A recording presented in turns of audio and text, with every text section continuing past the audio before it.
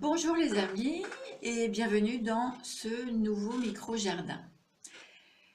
Les manuels de vivre antique ou d'art de vivre antique et les manuels de développement personnel contemporain aussi souvent entre l'appel au lâcher-prise, autrement dit le culte de l'instant présent, et l'appel au dépassement, c'est-à-dire le travail sur soi.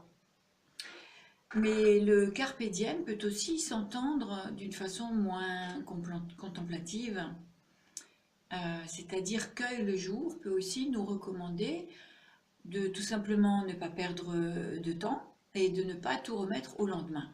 C'est dans ce contexte que j'ai envie de vous parler du pouvoir de l'intention.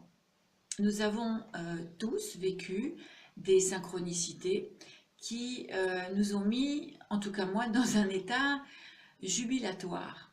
Il me semble avoir compris que dans la majorité des cas, nous avons inconsciemment des intentions concernant des buts et des objectifs à atteindre. Et lorsque nous avons la chance qu'un événement positif que nous croyons avoir souhaité arrive, nous faisons rarement le lien parce que nous ne reconnaissons pas le temps qui s'est passé entre d'une part notre intention et l'événement qui se concrétise. Et donc, pour moi, les synchronicités sont des événements où l'intention et le fait avéré ne sont simplement pas séparés par un temps humain. C'est un truc passionnant parce que si nous pouvons travailler sur la conscience de nos intentions, nous arriverons probablement à nous fabriquer la vie de nos rêves. Et à ce sujet, il me revient une petite blague que j'adore raconter. Il s'agit de trois hommes qui sont tombés d'un avion 20 ans en arrière et qui ont atterri sur une toute petite île perdue au milieu de l'océan. Et ils ont fait des milliers de fois le tour de cette île, du palmier qui trône en son milieu. Et un jour, l'un des hommes aperçoit un truc qui dépasse dans le sable. Et il se souvient d'une histoire de lampe où il fallait frotter. Alors il se précipite, il dégage l'objet du sable, il se met à le frotter vigoureusement, et un génie apparaît qui dit: c'est votre jour de chance et je vais exaucer à chacun un souhait. Alors le génie se tourne vers le premier naufragé et lui demande ce qu'il aimerait. Moi,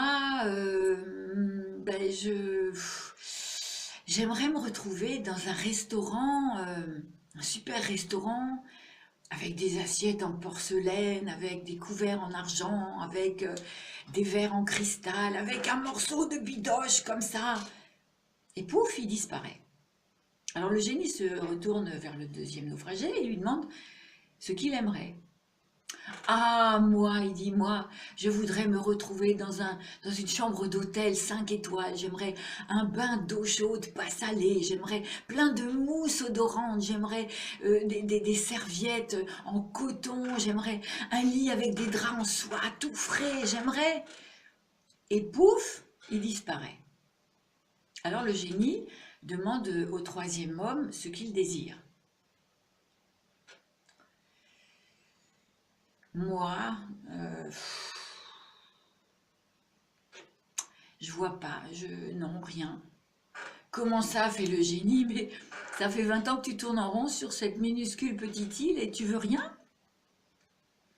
Mais ben non, non, je me suis habituée en fait à mon eau salée, au poisson grillé, à mon palmier.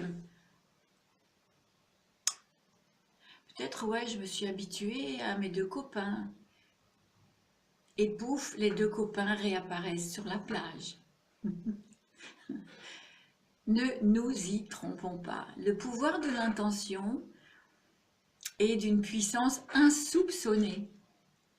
Et réussir sa vie, ce serait peut-être simplement une histoire d'intention. Voilà. Sur ce, je vous propose de rejoindre eh ben, mes stars à qui j'ai posé toujours cette question. C'est quoi pour toi réussir ta vie? Pour moi, réussir ma vie, ça serait faire ce dont j'ai envie, au moment où j'en ai envie, sans contrainte. Sans contrainte de temps, sans contrainte financière.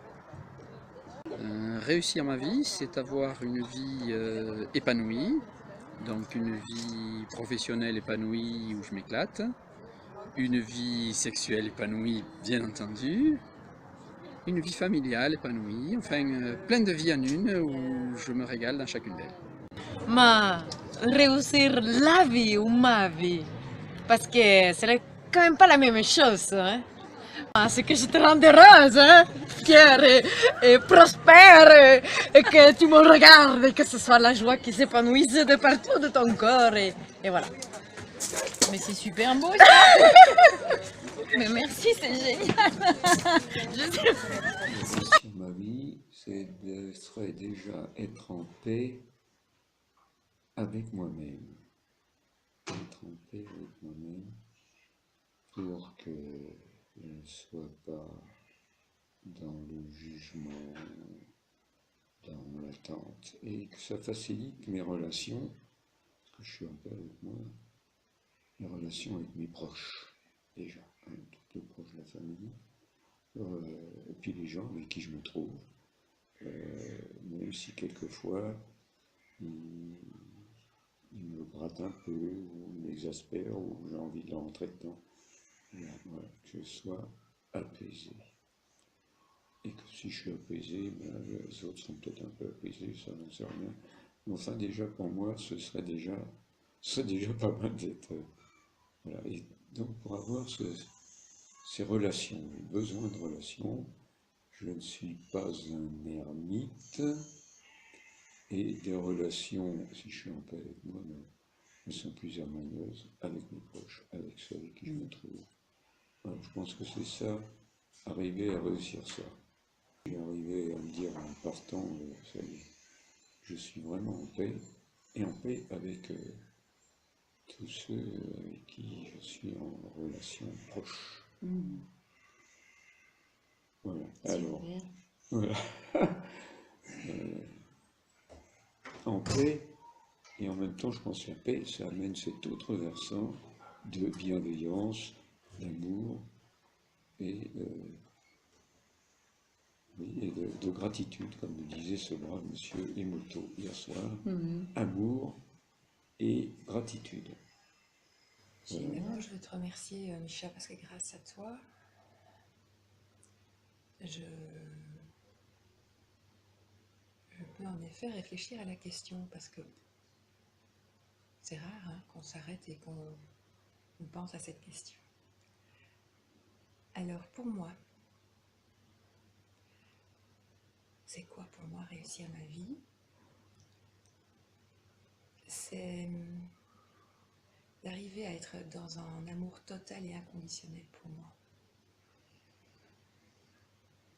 Parce que je crois que c'est ça, en fait, tout notre chemin ici d'être humain sur Terre, c'est d'être dans un amour complet pour soi. Parce qu'à ce moment-là, tout part de là, au fait. Tout part de là, parce qu'à partir de ce moment-là, on touche évidemment au divin, au sacré en nous. Et quand on touche au sacré en nous, automatiquement,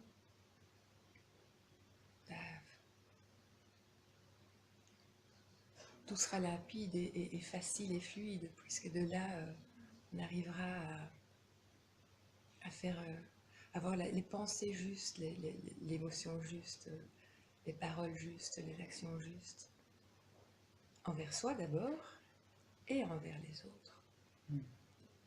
Et ce cheminement, je le fais que depuis très peu, hein.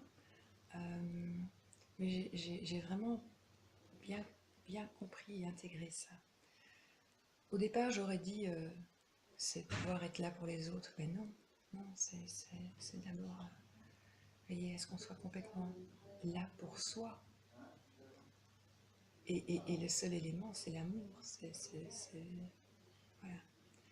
Alors oui, réussir ma vie, c'est aussi évidemment pouvoir veiller à ce que je sois la bonne personne pour mes enfants, la bonne mère qui n'est pas accaparante et qui n'est pas dans une totale distance, donc juste avoir ce positionnement juste, afin que voilà, ils puissent construire leur vie avec l'axe d'être heureux.